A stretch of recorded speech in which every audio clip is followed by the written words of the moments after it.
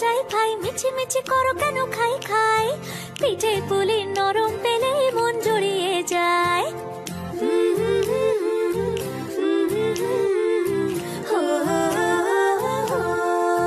বলো বলো কার কটা চাই ভাই, মিছি মিছি করো কেন খাই খাই।